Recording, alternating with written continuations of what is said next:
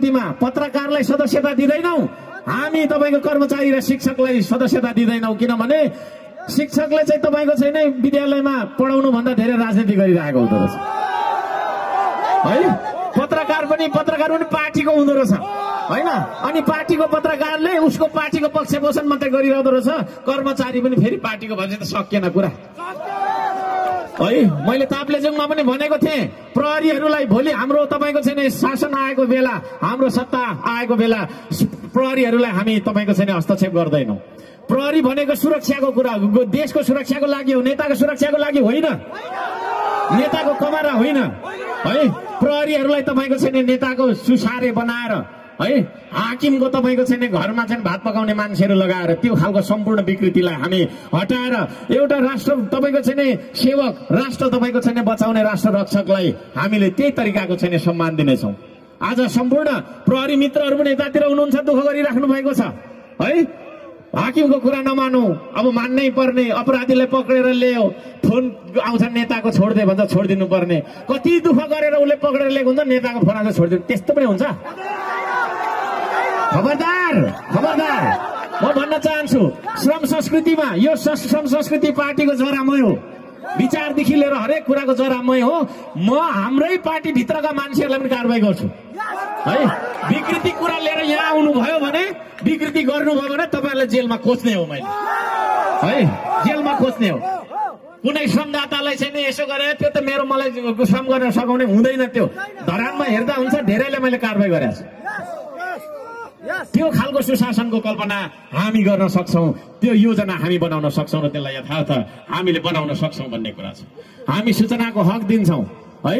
Social साइट्सहरू, यो चाहिँ जेनजीको आन्दोलनको विभिन्न कारणहरू होला, विदेशी तपाईँको चाहिँ चलखेलहरू होला, तर सरकारले चाहिँ सामाजिक सञ्जाल बन्द गरिसकेपछि त्यहाँबाट सल्केको होइन आगो। त्यसो भएको कारणले गर्दाखेरि तपाईँहरू सबैजनालाई सूचनाको अधिकार हुनेछ है। मेरो विरुद्धमा पनि मेरै श्रम संस्कृतिको मान्छेहरू, श्रमदाताहरूले पनि गाली गर्दा पनि केही छैन, गर्नु, तर गरेको गाली फेरि पुष्टि चाहिँ गर्नु, अब त्यतिकै चाहिँ नगर्नु है। म त्यो पनि भन्न चाहन्छु, बोल्न पाउने अधिकार हुन्छ, पूर्ण रूपमा बोल्न पर्ने अधिकार हुन्छ। यो देशमा कानुनी झमेला छैन। एउटा व्यवसाय गर्नु पर्यो भने 10 थरी कागज बोकेर, यत्रो झोला बोकेर कुद्दा हैरान हुन्छ, छोडिदियो भाइ नगर्नु बन्द गरेर विदेश जान्छ। विदेश जानु चाहिँ सजिलो छ फेरि होइन, एजेन्ट बसिरहेको हुन्छ त्यहाँनिर ठग्नका लागि। भाइ तँलाई 2 लाख महिनाको भन्छ, के 2,20,000 पनि दिँदैन, 6 महिनामा दिन्छ बिचारा होइन। यस्तो रोगी भएर आउँछ, हो कि होइन है। एउटा व्यवसाय गरौँ भने, एउटा पान पसल खोल्नु, एउटा गरौँ भने अनेक थरीको कानुनी झन्झट, अनेक एउटा सानो ड्रेन बनाउनु पर्यो, अनेक थरी कानुनी झन्झट। त्यो सम्पूर्ण झन्झटिलो कानुनलाई हामी च्यातेर फाल्नेछौँ होइन। 1-2 लाइनको कानुन हुन्छ, मान्छेको सेवा सुविधा सबभन्दा ठुलो कुरो हो, त्यो सेवा सुविधा प्राप्त हुनेछ। म यहाँहरू सम्पूर्णलाई यो कुरा निवेदन गर्न चाहन्छु। हामी तपाईँहरूसँगै बस्छौँ, हर्क साम्पाङ तपाईँहरूसँगै बस्छ, हाम्रो श्रमदाता तपाईँहरूसँगै हुन्छ। तपाईँको हरेक सुखमा, तपाईँको हरेक दुःखमा साथ दिने मान्छे हामी बनेर देखाउँछौँ र जनतासँगको सरकार अब हामी बनाउँछौँ। यो देशमा जनतासँगको सरकार अब हामी बनाउँछौँ। प्रत्यक्ष रूपमा कार्यकारी प्रमुखको चुनाव अरूले गफको भरमा गर्छन्, हामी बोलेपछि हामी गर्छौँ। त्यस पछाडि यो देशमा पार्टी साटी चाहिँदैन।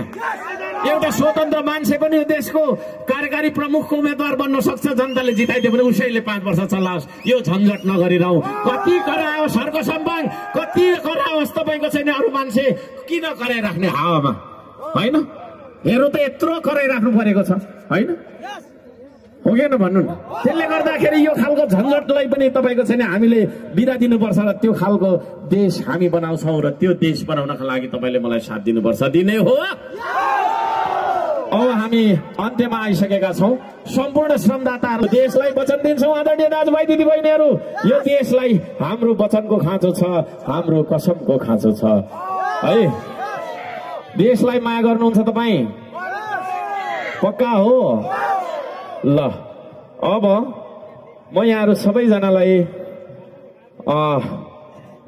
मैले यहाँहरू सबैजनालाई दाहिनेपट्टि हात राखिदिनको लागि अनुरोध गर्न चाहे। राख्नुभयो ल। अब मैले जे भन्छु त्यही जोडले भन्नु ल। तपाईँको छाती तपाईँ यसरी गरेर यसरी यसरी दाहिनेपट्टि राख्नुहोस्, त्यो छाती दाहिने हात देब्रेपट्टिको छातीमाथि राख्नुहोस् सबैजनाले। तपाईँको मुटु धड्किरहेको छ तपाईँको मुटु धड्किरहेको छ, त्यसको अर्थ तपाईँ जीवितै हुनुहुन्छ। तपाईँ जीवित रहुन्जेलसम्म यो देश जीवितै रहन्छ होइन, यो देश जीवित रहुन्जेलसम्म तपाईँ जीवितै रहने हो। त्यो सम्बन्धलाई स्थापित गर्छौँ आदरणीय दाजुभाइ दिदीबहिनीहरू। अब म जे भन्छु त्यो जोडले भन्नु होला है, त्यसपछि हामी नाच्छौँ, नाचेपछि फोटो खिच्छौँ। म आफ्नो नाम सबैले भन्नु होला, सबैले आफ्नो नाम भन्नु होला।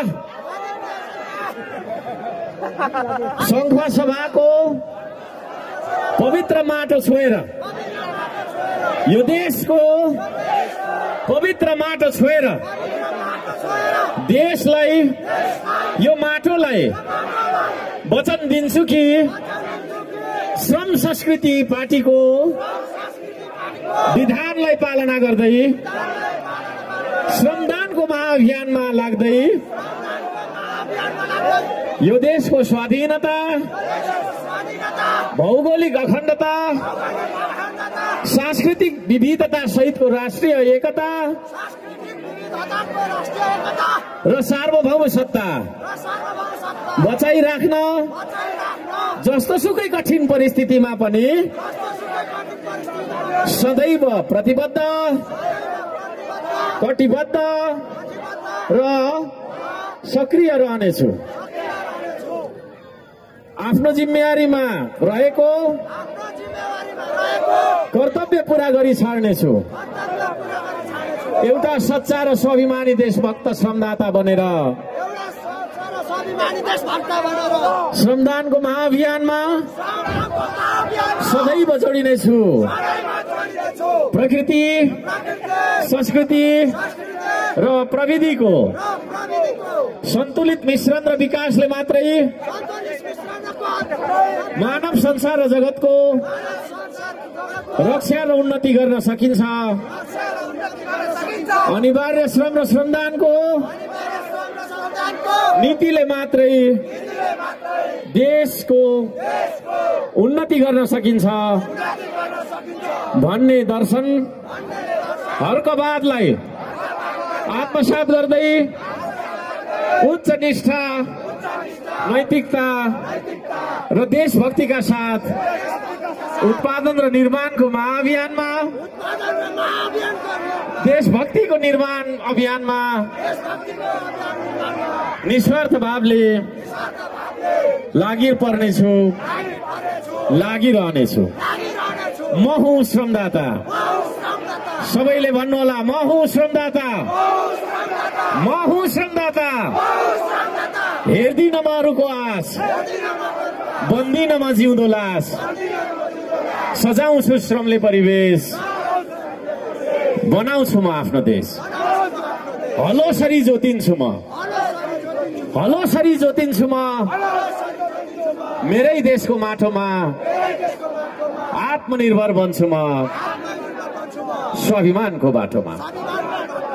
वास्ता गर्नु छैन मैले, वास्ता गर्नु छैन मैले, कसले मलाई के भन्छ आशा हेर्नु छैन मैले, कसले मलाई के दिन्छ। ऐना हेर्दा जो देखिन्छ उही हो देश बनाउने। ऐना हेर्दा जो देखिन्छ उही हो देश बनाउने। आफ्नो देश बनाउनु छ, कसको आशा हेर्ने। म हुँ श्रमदाता।